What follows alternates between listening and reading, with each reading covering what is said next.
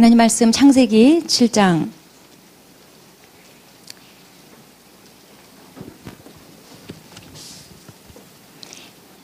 1절부터 12절까지 말씀입니다. 저랑 한 절씩 교독하도록 하겠습니다.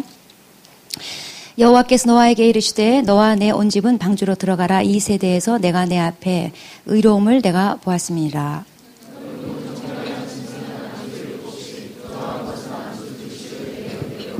공중의 새도 암수 7씩을 데려와 그 실을 온 지면에 유전하게 하라.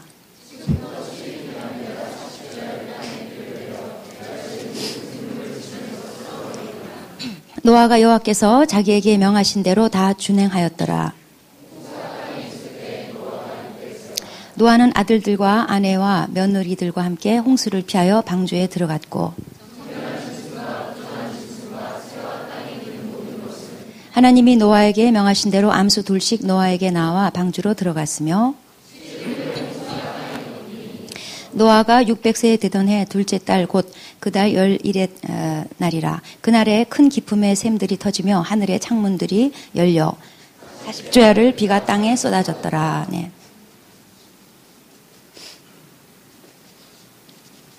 네, 오늘 본문은 노아 시대 때 홍수가 시작됐다는 얘기입니다. 노아 때 대홍수 심판이 어떻게 진행됐는지 내용인데, 자, 1절 보시겠습니다. 하나님이 노아한테 말씀하시는데 너와 내 집은 방주로 들어가라. 내가 너의 의로움을 봤다. 이렇게 말씀하셨어요. 사실 노아 부인이 어떤 사람인지 노아의 며느리들까지 의로웠는지 성경은 말하고 있지 않고 또 우리가 뭐 잘 모르겠어요. 짐작컨대 노아만큼은 아니었거나 아니면 별 볼 일이 없었거나 그랬을 것 같아요. 그런데 하나님이 노아의 의로움을 보시고 네 온 집이 다 들어가라. 노아의 의로움 때문에 노아 온 집안이 은혜를 받았다는 거예요. 하나님 앞에 내가 어떠함이 나의 집안의 운명을 좌우합니다. 내가 잘해야지 돼요. 내가 잘하면 돼요. 2절에 이제 하나님이 정결한 짐승과 부정한 짐승에 대해서 말씀하시는데 아직 모세율법이 주어지지 않았기 때문에 뭐가 정결하고 부정한 것의 기준이냐 이건 정확하게는 모르겠지만 아마도 하나님 앞에 제사용으로 드릴 수 있는 것 또는 그렇지 않은 것으로 구별할 수 있을 것 같습니다. 자, 그런데 여기서 2절과 3절에 보면은 정결한 짐승 암수 7을 끌어오라 그랬어요. 암수 7이라는 것은 14마리라는 뜻이 아니라 암수 섞어가지고 7마리, 그러니까 3쌍에다가 1마리 더해서 7마리를 정결한 짐승일 경우에 데려오라는 거예요. 그리고 3절에 공중의 새도 그렇게 하라고 그랬는데 이건 이제 공중의 새 중에서도 정결한 새, 예를 들어서 비둘기 같은 거 이런 것은 7마리 데리고 와라 이렇게 말씀하셨어요. 그런데 왜 7마리일까? 사실 우리 지난번에 창세기 6장 19절 말씀해 보면은 하나님이 120년 전에 말씀하시기를 암수 한 쌍씩 다 데리고 오라고 그랬는데 여기 정결한 짐승은 7을 데리고 오라고 말씀하셔요. 그것은 앞뒤말이 틀린 것이 아니라 120년 전에 하나님께서 말씀하실 때는 이제 개괄적으로 전체를 얘기하신 거고 이제 때가 돼서 임박하니까 하나님 구체적으로 말씀하신 그 차이점이에요. 그런데 여기서 정결한 짐승일 경우 7쌍을 방주 안으로 허락하신 이 점을 우리가 잠깐 좀 생각해보고 넘어가도록 하겠습니다. 자, 정결한 짐승은 하나님 앞에 제사용이에요. 하나님 앞에 바칠 거예요. 우리 이걸 볼 때 하나님 앞에 제사용, 하나님 앞에 바칠 것은 하나님이 미리 예비해서 주신다는 사실을 알 수가 있어요. 하나님께 드릴 거 하나님이 채워주신다는 거예요. 여기에 헌금 법칙이 들어있어요. 하나님은 우리가 하나님께 바칠 것을 주신다는 거예요. 자, 우리는 내게 있는 것 중에서 하나님 앞에 헌금을 드립니다. 내게 있는 거 그게 뭐예요? 바치라고 하나님이 주신 거예요. 또 바칠 것은 그리고 바친 것은 하나님께서 채워주신다는 거예요. 예수 믿는 자가 헌금 생활한다고 절대로 축나거나 쪼들리지 않아요. 하나님이 채워주셔요. 11조 경우도 마찬가지입니다. 11조 해가지고 망한 사람 없어요. 또 액수가 많아지면, 바칠 게 많아지면 11조 하는 데 있어서도 갈등을 느끼는 사람들이 꽤 있습니다. 그런데 액수가 많아진, 바칠 것이 많아진 거, 수입이 많아진 거, 그 7쌍이 바로 하나님이 11조 바칠 부분을 포함해서 주신 거라는 걸 알아야 돼요. 세상 사람들은 다 11조 생활하고 삽니다. 모든 사람은 다 11조 생활해요. 어디다가 바치냐가 차이점이지 하나님께 11조를 드리거나 아니면 세상에다가 11조를 합니다. 술값, 유흥비, 치료비, 사고 나고 사기당하고 아니면 수입이 감소하고 어떤 형태로든지 하나님이 11조는 다 걷어가십니다. 그러니까 걷어가시기 전에 내가 드리는 게 나아요. 그리고 하나님이 바칠 거를 채워주신다는 믿음을 오늘 이 7쌍 방주에 집어넣어 주신 것을 통해서 붙잡으시기 바랍니다. 4절 하나님이 이제 지금부터 7일 후에 홍수 심판을 할 거다. 최후 통첩을 하십니다. 그리고 5절에 보면 노아가 하나님의 명하신 대로 다 준행하였더라 말씀하고 있어요. 그리고 6절에 보면 홍수 날 때 바로 그때가 노아가 600세 때였다는 거예요. 그리고 이제 7절부터 9절까지는 노아가 하나님 말씀하신 대로 다 준행한 내용이 기록되어 있어요. 자, 7절에 보면은 노아가 아들이 이제 셋 이제 있었는데 노아와 아들 셋 그리고 각각의 배우자들이 다 방주에 들어갔어요. 그래서 남자 4명, 여자 4명이 방주에 들어갔습니다. 자, 이거는 당시에 사회 타락상이 뭐냐면 여러 사람하고 결혼하는 여러 명의 아내를 두는 그게 일반적인 사회상이었어요. 그런데 이 노아 집안만큼은 일부일처 경건한 가정윤리를 지키고 있었던 것을 볼 수가 있어요. 정말 하나님 앞에 의로움이 발견될 만한 그런 가정이었어요. 자, 8절 9절 짐승들도 이제 방주에 들어갑니다. 9절에 보니까 암수 둘씩 노아에게 나왔다는 거예요. 노아에게 나와서 방주에 들어갔다는 거예요.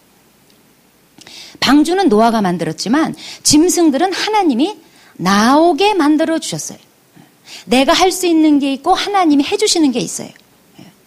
나는 작은 순종을 하지만 하나님은 큰 역사를 이루셔요. 노아가 짐승을 사방에서 이렇게 줄 서서 자기를 향해서 방주를 향해서 쭉 이렇게 들어오는 걸 보면서 심정이 어땠을까? 아마 입이 쫙 벌어졌을 거예요. 설마 그냥 짐승들이 줄 맞춰가지고 쌍쌍이 쫙 전부 다 방주를 향해서 들어오는 거예요. 아마 그때 노아는 하나님의 이런 역사를 보면서 홍수 심판에 대한 예고편을 보는 것 같았을 것 같아요. 자, 10절에 보면은 이제 7일 후에 홍수가 시작됐다는 거예요.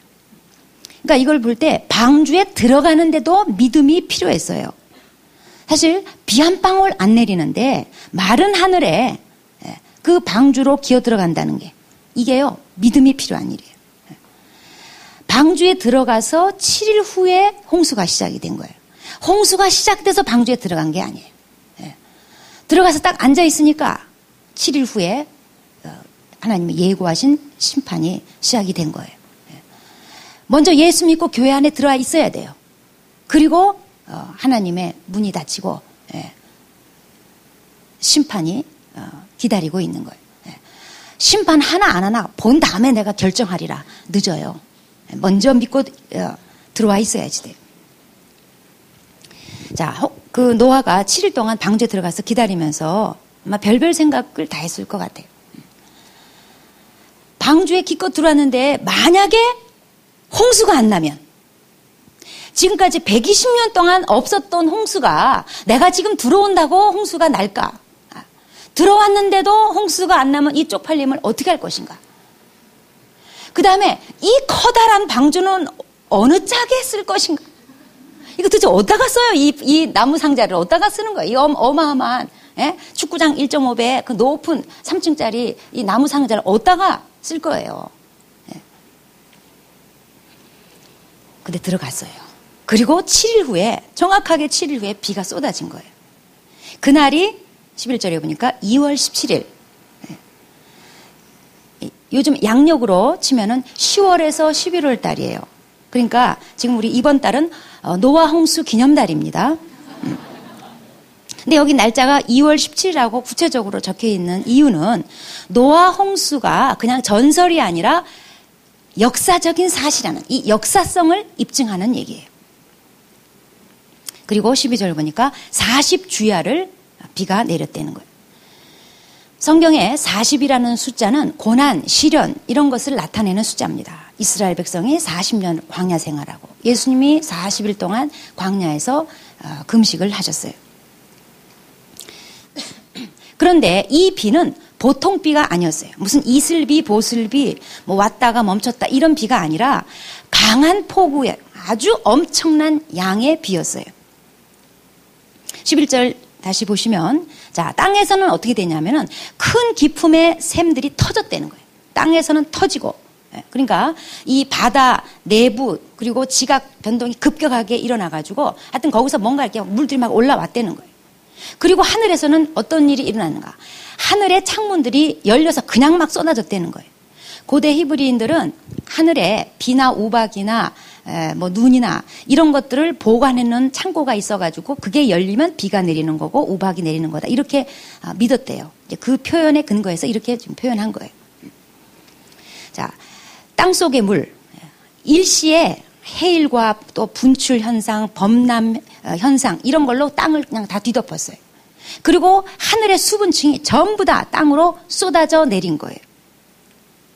그래서 더 이상 육지하고 바다가 구분이 없이 그냥 끝없는 바다로 온 지구가 이제 바뀐 거예요.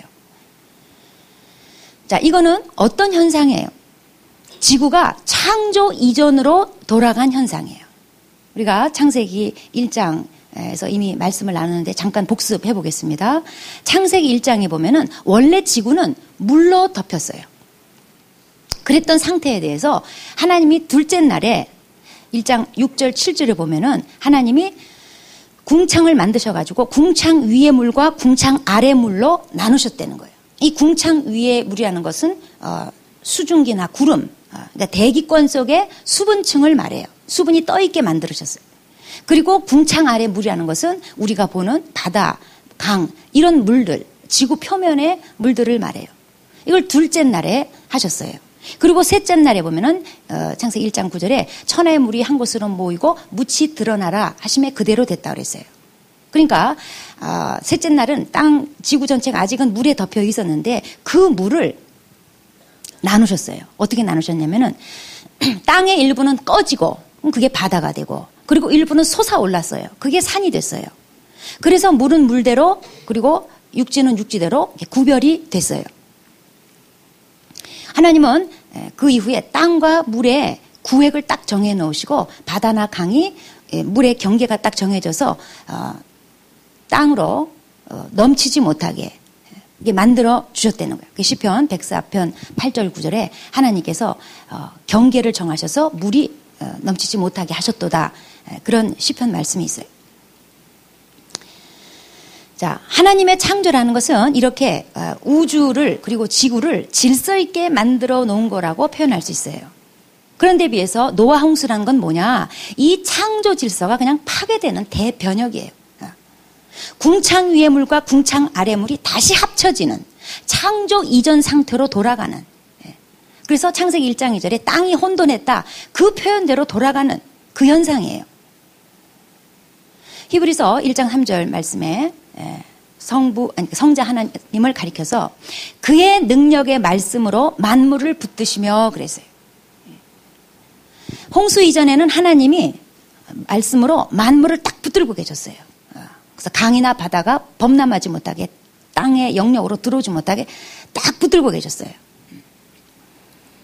그래서 질서가 유지되게 하셨어요. 그런데 홍수라는 건 뭐냐? 하나님이 붙드시던 거를 탁 놔버린 현상이 대홍수 사건이에요. 하나님이 지금까지 붙드시던 것을 탁 놔버리니까 이렇게 온 땅이 완전히 아수라장으로 바뀐 거예요. 아무것도 살 수 없게 돼버린 거예요. 그런데 이와 대조적으로 같은 시간에 하나님께서 꽉 붙들고 계신 데가 있었으니 그게 노아 방주 안이에요. 자, 그러면 지금부터 카메라를 노아 방주 안으로 옮기겠습니다. 방주 안에를 딱 보면 그 안에는 붙들어 주시는 은혜가 있어요. 우선 방주 안에 지금 들어와 있는 짐승들을 한번 볼 것 같으면 짐승이 암수 한 쌍씩 짝을 져가지고 방주 안으로 들어왔다는 이 자체가 하나님이 붙들어서 집어 넣어주신 거지 무슨 수로 노아가 그 천하의 짐승들을 다 잡아오겠으며 살모사는 어떻게 잡아와요? 예? 잡아오다 잡아먹혀요. 예. 그리고 노아가 무슨 수로 각종 짐승의 암수를 다 구별한다 이 말이에요. 하냐 말이죠. 여러분 짐승 암수 구별되세요? 하나님이 그냥 잡아다가 끌어오신 거예요. 예. 하나님의 붙잡아 주시는 은혜가 그냥 방주 안을 딱 보면 보여요.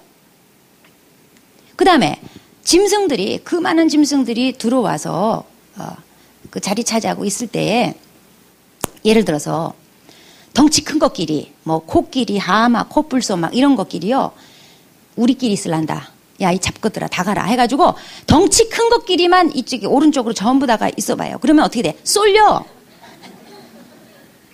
예? 가벼운 것들은 저쪽에 있고요. 무거운 것들, 덩치 큰 것들 이쪽에 한쪽에 예. 우리끼리 있겠다 해가지고 이 오른쪽에 다 있으면 그냥 배가 그냥 쏠려버려서 곤란해져요. 예. 수평이 아니라 계속 자꾸 쏠려가야 돼. 예. 그런데 이 방주 안으로 들어온 짐승들이요 그냥 알아서 예, 좌우 균형 맞추고 층층이 딱 균형 맞춰서 알아서 기어 들어갔어요. 예. 그 다음에 더 놀라운 사실은 노아가 방주 생활을 1년 남짓 했거든요. 1년 넘을 동안 짐승끼리 하나도 잡아먹은 게 없다는 거예요. 거기 고양이도 있고 쥐도 있어요. 예. 제 개인적 바람은 그때 좀 쥐를 잡아먹어줬으면 제 인생의 원수가 쥐인데 예? 난 이 생에서 사탄보다도 쥐가 더 무서워요, 그냥. 예? 안 잡아먹어줬어요. 예? 보고도 그냥 가만히 바라만 볼 뿐이에요. 먹고 싶은 의욕이 없어요. 그 고양이가 쥐를 보존해 주는 거예요. 하나님이 붙들고 계셨기 때문에 그래요. 다들 쥐 죽은 듯이 얌전하게 있었어요. 하나님이 붙들어 주셨기 때문에.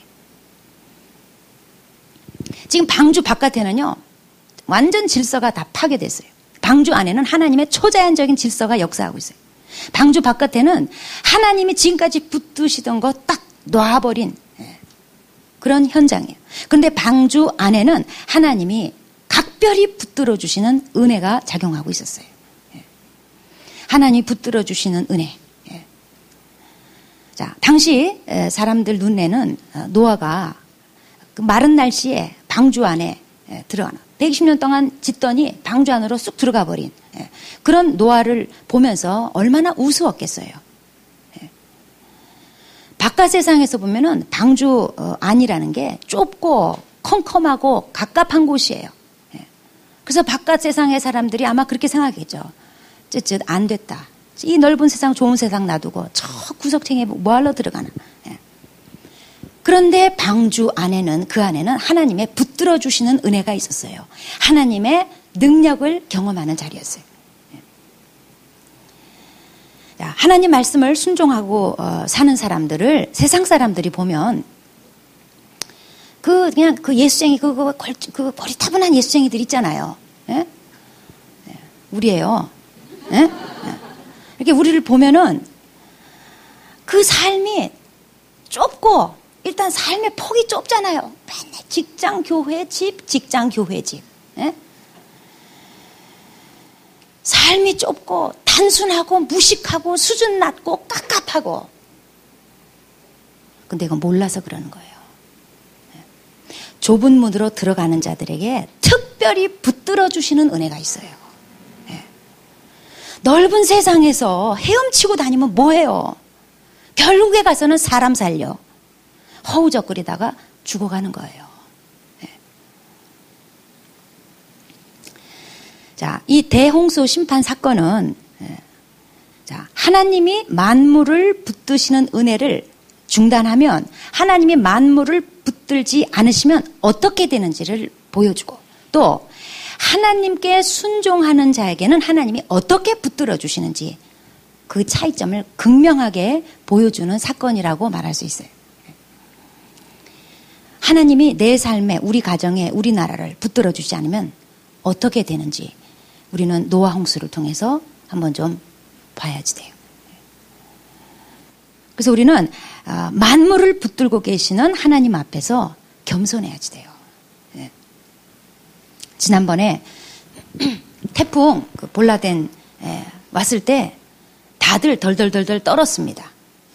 다음날 어느 신문 표지 기사 제목이 이거였어요. 우리는 하늘만 보고 있었다. 정말 우리 심정을 잘 대변해 준 제목 같았어요. 아주 적절한 표현 같았어요. 볼라덴이 왔을 때 우리가 할 수 있는 게 뭐 있었어요? 그냥 집에서 테이프 찍찍 붙이는 거. 신문지 이렇게 물 묻혀가지고 붙이는 거. 그것도 정보가 잘못돼가지고 좀 더 마른다는군요. 마르면 또 물도 찍찍이 붙여 이렇게 해가지고 또 붙여놓고 우리가 할 수 있는 것이라고는 집안에 앉아가지고 그냥 테이프 붙이고 신문 붙이고 그거 외에는 무슨 태풍 기류를 바꿀 수가 있어요. 뭐 강도를 줄일 수가 있어요. 뭐 아무것도 할 수 있는 게 없어요. 그냥 비켜가주기만, 그냥 해안가로 빠져주기만을 하늘만 바라보고 있을 뿐이었어요. 우리는 하늘만 보고 있었다. 이건 어찌 보면 굉장히 신앙적인 고백이에요. 그날 만물을 붙드시는 하나님이 하루 잠깐 손 놓으신 것뿐이에요. 우린 그걸 봤어요. 한나절 그냥 지나가는 바람 앞에 인간이 얼마나 무력한 존재인지 우리는 철저히 깨닫게 됐어요. 그것도 겸손한 사람이나 깨닫지 여전히 교만한 사람은 또 못 깨닫죠. 그래서 저는 한국에 1년에 태풍 하루 이틀씩 한두 번씩 오잖아요.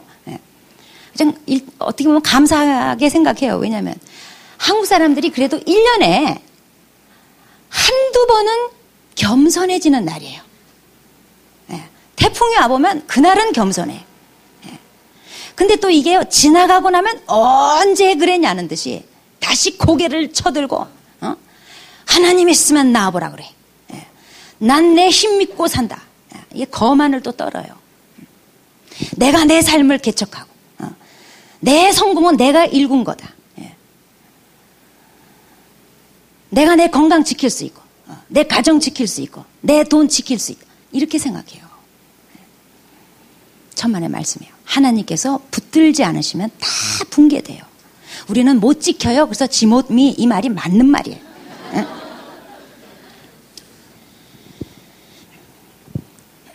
유럽 경제가 추락될 줄은 아무도 몰랐어요. 유럽은 계속 유럽일 줄 알았어요.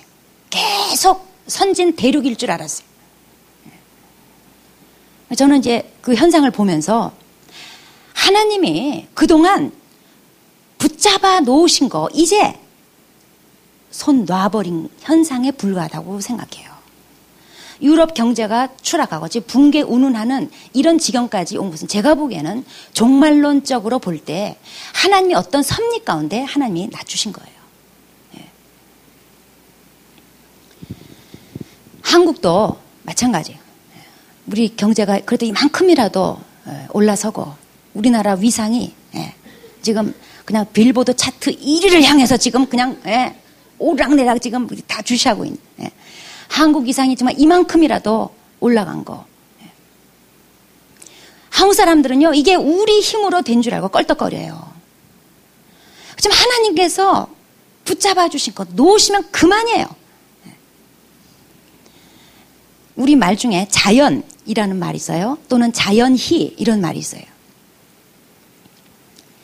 봄 되면은 자연히 새싹이 돋아오르고 가을 되면 자연히 단풍이 지고 낙엽이 떨어지고 미안하지만 자연은 없어요. 하나님이 다 창조해 놓으신 작품이에요. 하나님이 만물을 창조했기 때문에 존재하는 거고, 그 다음에 하나님이 만물을 붙들고 계시기 때문에 유지가 되는 거예요. 자연은 없어요. 자연이 없어요. 제가 다니는 치과에 이렇게 써 있더라고. 우리는 치료하고 하나님이 낫게 하십니다. 얼마나 멋있어요. 네? 그러니까 이런 건 안 나서도 되겠더라고. 우린 치료 다 했어요. 근데 하나님이 안 낫게 해주시네요. 뭐 이러면 되겠어요. 네.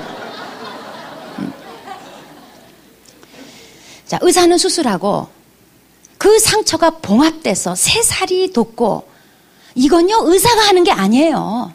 더구나 자연이 그렇게 됐다? 아니에요. 하나님이 만물을 붙들고 계시기 때문에. 네.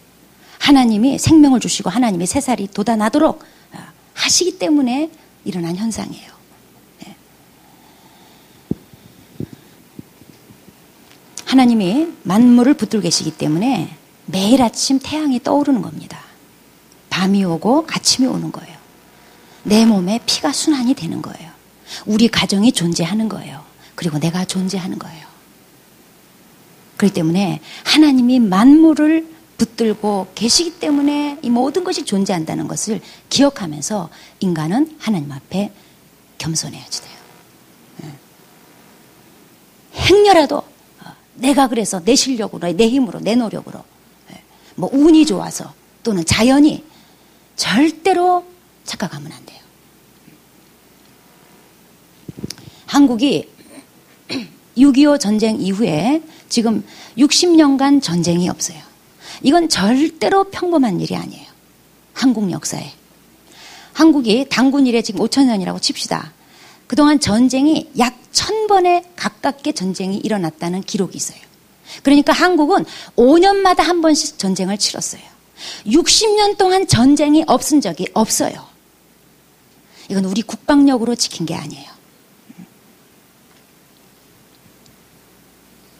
하나님의 붙들어 주시는 은혜. 왜 그럴까요? 선교 한국 하라고. 얼마 전에 고려대 정보보호대학원장이 이런 말을 했어요. 북한이 본격적으로 사이버 도발에 나설 경우에 5분 안에 남한의 주요 시설을 모두 초토화시킬 수 있다라는 경고를 했어요. 저는 뭐 전문가가 아니라서 모르지만 타임봄이라는 게 있다면요. 이걸 장착해가지고 스택스넷이라는 게 있어요. 악성 코드. 이걸 쏘면요. 한국 IT 시스템을 다 통제할 수가 있대요. 그러면 어떤 일이 나는가? 땅속에서 지하철이 통제가 안 되니까 충돌하고 항공기, 군용기 다 떨어지고 전국이 순식간에 정전이 일어나고 단수가 된대요. 그래서 현대전은 뭐냐? 이 사이버 공격으로 주요 상대 국가의 주요 IT 기반 시설을 다 초토화 시켜놓고 그리고 나서 군사력으로 이기는 거. 이게 현대전이 될 거라는 거예요. 저는 이런 사실 앞에서 떨려요. 김정은이 헷가닥하면 하는 거예요. 순간 판단 미스로 나중에 어이구 큰일 났네, 실수했네 해도 소용없어요. 순간 판단 미스로 또 밑에서 막 부추기고 이런 식으로 공격하면 한국 순식간에 아수라장되고 지금까지 쌓아 올렸던 거 하루아침에 다 붕괴돼요. 저는 이런 사실 앞에 한국이 항상 이런 위험 속에 나만이 살아간다는 게 어찌 보면 그게 우리를 지금까지 믿는 자들을 겸손케 했고 기독케 했고 또 앞으로도 우리가 기도할 숙제라고 생각해요. 우리는 하나님 앞에 붙들어 주시는 은혜를 구해야지 돼요. 우리나라를 붙들어 주시고 우리 가정을 붙들어 주시고 우리 교회를 붙들어 주시고 나의 삶을 붙들어 주시도록 은혜를 구해야지 돼요. 제가 요즘 기도할 때 자주 인용하는 구절입니다. 역대하 14장 7절에 보면은 아사왕 얘기가 나오는데 이 아사왕이 왕이 되고 나서 우상을 다 타파하고 그리고 하나님의 율법을 지키도록 명령을 내리고 이 신앙개혁 정치개혁, 하여튼 여러 가지 면에서 개혁을 일으키면서 정말 하나님 앞에 의롭게 잘했어요. 그 결과 하나님께서 아사가 왕으로 있는 동안 즉위해서 35년간 전쟁이 없게 만들어 주셨어요. 아사가 이제 고백한 말입니다. 우리가 주를 찾았으므로 주께서 우리 사방에 평안을 주셨느니라 하고 이에 그들이 성읍을 형통하게 건축하였더라. 주께서 우리 사방에 평안을 주셨다는 거예요. 그래서 저는 이 말씀 붙들고 기도해요. 여러분, 하나님이 내 사방에 평안을 주셔야 돼요. 하나님이 붙들어 주셔야지 돼요. 이스라엘의 전쟁 나고 안 나고는요, 하나님이 붙드시고 손 놓으신 그 차이점이에요. 절대로 이스라엘이 국방력이 강하고 경제력이 튼튼해서 뭐 전쟁으로부터 보호받고 절대로 그런 거 없어요. 사울 왕 그 미친 왕 40년 동안 그냥 다윗 잡으러 국정을 팽개치고 그냥 쫓아다녔어요. 그러면 나라 금세 뒤집을 것 같죠? 그때 블레셋이 왔으면 작살 나는 건데 이스라엘이 40년 미친 왕 두고도 사울이 국정 팽개치고 쭉 그냥 다윗 잡으러만 다녔어요. 그런데도 나라가 유지가 됐어요. 블레셋 한번 쳐들어와서 다윗 한번 띄워주고 그 골리앗 초반기에 블레셋 쳐들어와가지고 그때 다윗이 한번 떴어요. 그리고 나중에 사울도 전쟁터에서 죽을 때 그때 또 블레셋이 와가지고 사울을 죽여버리고 이게 큰 하나님의 맥락 속에서 하나님 허락하실 때만 블레셋이 쳐들어오고 이스라엘이요 그 참 이상한 왕 밑에 있었어도 그 나라가 유지가 되더라는 거예요. 하나님의 특별한 계획이 있었어요. 하나님이 다윗을 세우시려고 아무도 손 못 댄다 딱 붙들고 있으면 아무도 못 쳐들어와요. 그리고 쳐들어왔자 절대로 승리할 수 없어요. 하나님이 붙들어 주셔야 돼요. 하나님이 내 사방을 평안케 하셔야지 돼요. 그 은혜가 필요해요. 내 힘으로 못 지켜요. 그분이 지켜주셔야지 돼요. 그래서 저는 이 말씀 붙들고 기도해요. 하나님, 저의 사방에 평안을 주세요. 우리 교회 사방에 평안을 주세요. 우리나라 사방에 평안을 주세요. 이유는 뭐예요? 그들이 성읍을 형통하게 건축하였더라 그랬어요. 그러니까 본질적인 일에 집중할 수 있도록 본질적 사명을 감당할 수 있도록 사방에 평안이 필요한 거예요. 제 한 몸뚱아리 편안하게 살고자 함이 아니라 사방이 평안해야 저도 제 사명에 집중할 수 있고 우리 교회도 이 방주 안에서 개하고 고양이하고 자꾸 싸워봐요. 그거 뜯어말리라고 본질적인 일에 집중 못해요. 평안해야지 돼요. 그래야 교회가 교회의 본질적 사명에 집중할 수 있는 거예요. 사방이 평안해야 돼요. 우리나라도 사방이 평안해야 돼요. 그래야 선교 한국을 종말까지 이룰 수 있는 거예요. 그래서 저는 이 말씀 붙들고 기도해요. 하나님, 사방에 평안을 주세요. 우리 교회 사방에 평안을 주세요. 우리나라 사방에 평안을 주세요. 그리고 참 많은 간증이 있습니다. 정말 하나님이 사방에 평안을 주신 흔적들이 너무나 많이 있어요. 하나님이 이것도 지켜주시고 저것도 지켜주시고 저것도 평안하게 하시고 그래서 오죽하면 제가 발가락 한번 밟힌 게 저한테는 최근에 아주 큰 사건이었어요.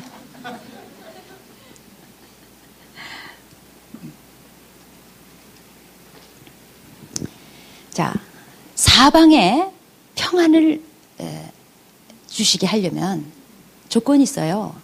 아사왕이 우리가 주를 찾았으므로. 아사왕이 열심히 주님을 찾았어요. 나하고 하나님과 올바른 관계. 또 하나님께 붙들어 주시는 은혜를 구하는 기도. 그 주님을 찾은 결과 아사왕 때 하나님이 사방을 평안케 해주셔서 성읍을 형통하게 건축을 했다는 거예요. 본질적 사명에 집중할 수 있었다는 거예요. 근데 이 아사왕이 35년은 하나님이 지켜줘가지고 전쟁 없이 잘 살았는데 그만 뒤늦게 가가지고 이게 뻘짓을 했어요. 그래가지고 하나님을 더 이상 안 찾았어요. 그래가지고 발에 병이 나서 별로 안 좋은 모습으로 39년째 죽었어요. 하나님을 구해야 사방이 평안합니다. 하나님과 올바른 관계를 맺어야 사방이 평안해요. 노아처럼 하나님 하시는 말씀을 준행해야 하나님이 그 배 안에서 붙들어 주시는 은혜를 경험할 수가 있어요. 내 바깥에는 지금 온 세상은 사방이 홍수고 전쟁의 소식이라 할지라도 내가 탄 배, 나의 방주 안에 하나님의 붙들어 주시는 은혜, 사방을 평안케 하시는 은혜를 우리는 누려야지 돼요. 또 하나님을 찾는 사람, 하나님의 말씀을 순종하는 사람에게는 사방을 평안케 하시는 은혜를 주실 거예요.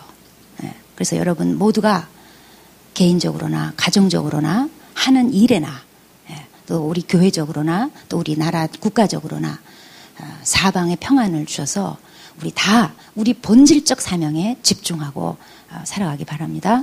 기도하시겠습니다.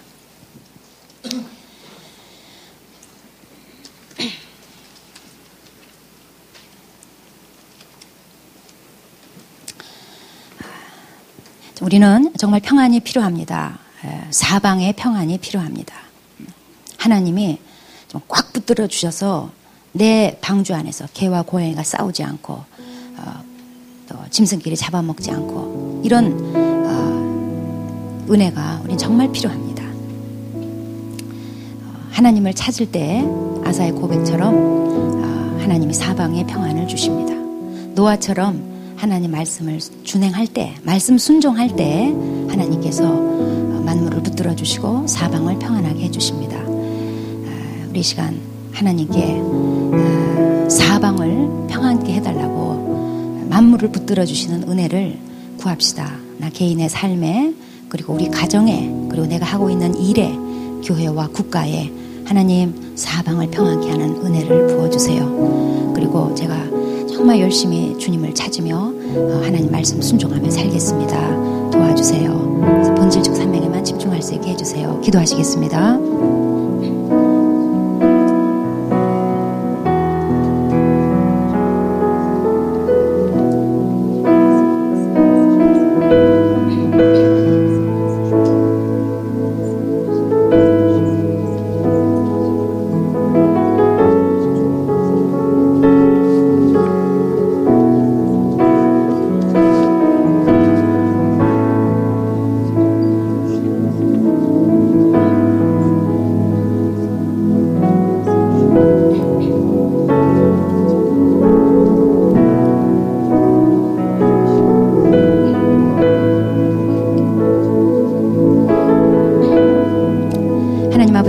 만물을 붙들고 계시는 하나님, 나의 나든 것은 하나님의 은혜임을 고백합니다.